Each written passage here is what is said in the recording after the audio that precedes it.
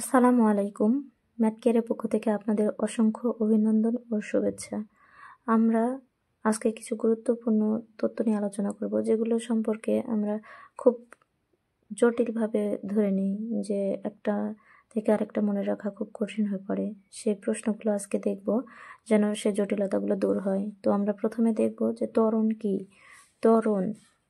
ত্বরণ হচ্ছে সময়ের সাথে বস্তুর অসমে বেগের পরিবর্তনের হারকে ত্বরণ বলে। সময়ের সাথে বস্তুর অসম বেগের পরিবর্তনের হারকে ত্বরণ বলে।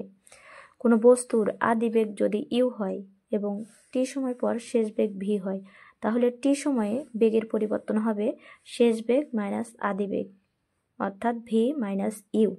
বেগ পরিবর্তনের হার is equal to v minus u by t. সুতরাং ত্বরণ a is equal to v minus u by t is equal to শেষ বেগ মাইনাস আদি বেগ ভাগ সময়। ত্বরণের সাথে মিল রেখে আমরা দেখব সরণ কি। সরণ নির্দিষ্ট দিকে বস্তুর পারিপার্শ্বিকের সাপেক্ষে অবস্থানের পরিবর্তনকে সরণ বলে।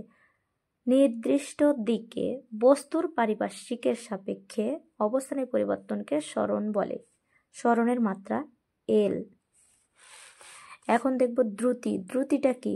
সময়ের সাথে কোনো সরল বা বক্রপথে অবস্থানের পরিবর্তনের হারকে দ্রুতি বলে। এখানে আমরা দেখলাম যে নির্দিষ্ট দিকে বস্তুর পারিপার্শ্বিকের সাপেক্ষে অবস্থানের পরিবর্তনকে সরণ বলে। আর তাহলে দ্রুতি হচ্ছে সময়ের সাথে কোনো সরল বা বক্রপথে অবস্থানের পরিবর্তনের হারকে দ্রুতি বলে। এটা সরণ এবং দ্রুতি একদমই আলাদা। তো দ্রুতির মাত্রা হচ্ছে এল পার টি। বেগ কি? বেগ সময়ের সাথে কোনো বস্তুর সরণের হারকে বেগ বলে। সময়ের সাথে কোনো বস্তুর সরণের হারকে বেগ বলে। বেগের মাত্রা ইজিক্যাল টু এল। যদি কোনো বস্তু টি সময়ে নির্দিষ্ট দিকে ডি দূরত্ব অতিক্রম করে, তাহলে বেগ v is equal to d by t.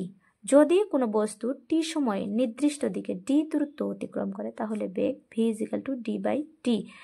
এখন আমরা দেখব মন্দন কি। মন্দন কোনো গতিশীল বস্তুর বেগ হ্রাসের হারকে মন্দন বলে।